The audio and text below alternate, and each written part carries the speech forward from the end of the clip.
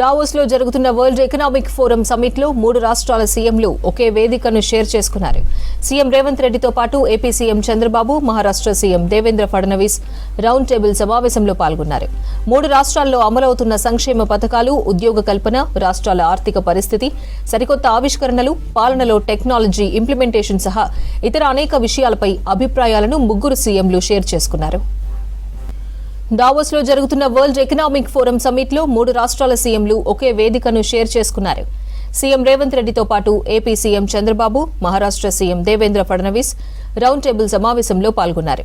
3 రాష్ట్రాల్లో అమలవుతున్న సంక్షేమ పథకాలు, ఉద్యోగ కల్పన, రాష్ట్రాల ఆర్థిక పరిస్థితి, సరికొత్త ఆవిష్కరణలు, పాలనలో టెక్నాలజీ ఇంప్లిమెంటేషన్ సహా ఇతర అనేక విషయాలపై అభిప్రాయాలను ముగ్గురు సీఎంలు షేర్ చేసుకున్నారు.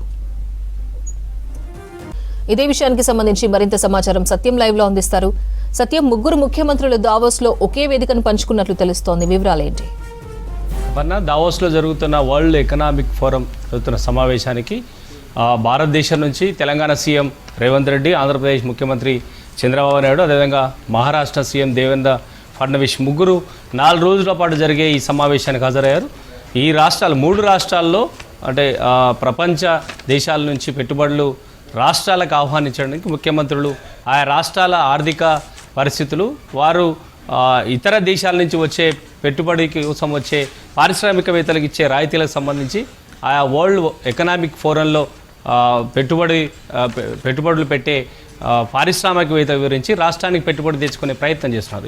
ఇప్పుడు ప్రస్తుతానికి దావోస్లో వరల్డ్ ఎకనామిక్ ఫోరంలో జరుగుతున్న ఒక సమావేశంలో ముగ్గురు సీఎంలు, మహారాష్ట్ర సీఎం దేవేంద్ర ఫడ్నవీస్, అదేవిధంగా తెలంగాణ సీఎం రేవంత్ రెడ్డి, అదేవిధంగా ఆంధ్రప్రదేశ్ సీఎం చంద్రబాబు నాయుడు ముగ్గురు ఒకే వేదిక పైన ప్రస్తుతానికి సమావేశమయ్యారు. సమావేశంలో వరల్డ్ ఎకనామిక్ ఫోరంలో ఇండస్ట్రీస్ నేతలకు అందరికీ కూడా ఈ 3 రాష్ట్రాల్లో ఎవరు మెరుగైన పెట్టుబడులు ఆకర్షించడానికి కల్పిస్తున్నారు, లేదంటే వారికి సదుపాయాలు కల్పించడంలో ఎవరు ఏ రాష్ట్రం ఏ విధంగా ఉందనే అంశాలపై ఎవరికి వారు ప్రస్తుతానికి ఆ వరల్డ్ ఎకనామిక్ ఫోరంలో జరుగుతున్న సమావేశంలో ముగ్గురు ఒకే వేదికపై పాల్గొన్నారు. ఈ ముగ్గురులో ఆంధ్రప్రదేశ్ ముఖ్యమంత్రి చంద్రబాబు నాయుడు 4 సార్లు ముఖ్యమంత్రిగా చేసిన అనుభవం ఉంది. ప్రస్తుతానికి ఆయన ఇంకా సీఎం కొనసాగుతున్నారు. ఆయన ఆంధ్రప్రదేశ్ రాష్ట్ర విభజన తర్వాత కొత్త రాష్ట్రం ఏ విధంగా అభివృద్ధి చెందుతుంది, అక్కడ ఎలాంటి రాయితీలు ఇస్తున్నాం, ఏ అంశాలను ముందుగా పారిశ్రామికవేత్తలు ఆహ్వానించడానికి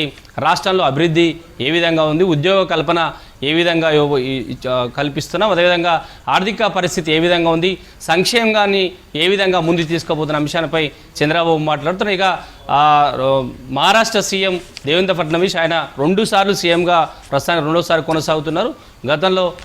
గత పీరియడ్లో ఆయన డిప్యూటీ సీఎంగా కూడా పనిచేశారు. కానీ ఆర్థికంగా బలంగా మహారాష్ట్ర ఉందనే చెప్పే ప్రయత్నం ఆయన చేస్తున్నారు.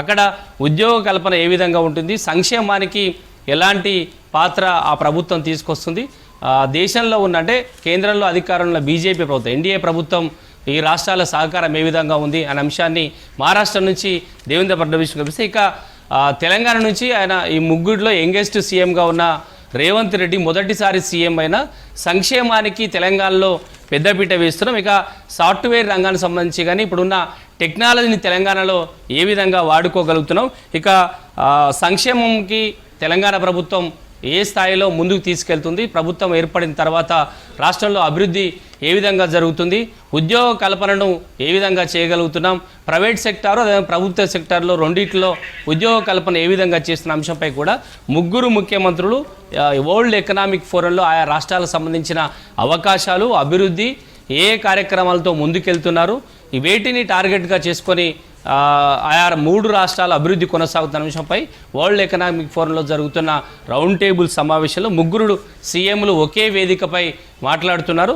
వారి రాష్ట్రాలకు సంబంధించిన అభివృద్ధి కార్యక్రమాలు, వ్యాపారవేత్తలకు ఆయా రాష్ట్రాలు ఏ విధంగా అవకాశాలు కల్పిస్తున్నాయి, పెట్టుబడులు ఏ విధంగా ముందుకు తీసుకెళ్తున్నారు, ఎవరైతే పెట్టుబడులు పెట్టడానికి వస్తున్నో పారిశ్రామికవేత్తలకు ఎలాంటి రాయితీలు ఇస్తున్న అంశంపై కూడా ముగ్గురు రాష్ట్రాల ముఖ్యమంత్రులు వారి రాష్ట్రాల్లో ఉన్న అవకాశాలపై ఆ వేదికలో చర్చిస్తున్నారు. ఇది ఒక అరుదుగా జరిగే సంఘటన. ఎందుకంటే ఇతర దేశాల్లో దావోస్లో జరుగుతున్న వరల్డ్ ఎకనామిక్ ఫోరంలో ఈ పారిశ్రామికవేత్తలను ఆహ్వానించడానికి రాష్ట్రాల నుంచి అభివృద్ధి పెట్టుబడులను ఆహ్వానించడానికి వెళ్ళే ముఖ్యమంత్రులు ఒకే వేదిక పైన ఆయా రాష్ట్రాలను ఆర్థిక పరిస్థితి, దేశంలో పూర్తిగా ఏ విధంగా ఉంది, ఏ విధంగా ప్రపంచంలో భారతదేశం అభివృద్ధిలో ఏ విధంగా ముందుకెళ్తుంది, ఉద్యోగ అవకాశాలు ఏ విధంగా ఉన్నాయి, పెట్టుబడులు భారతదేశం కానీ ఉన్న రాష్ట్రాల్లో ఏ విధంగా ఉన్న అంశంపై ఎవరికి వారు ఆయా రాష్ట్రాల పరిస్థితిని ఈ వేదిక నుంచి వివరిస్తున్నారని చెప్పొచ్చు.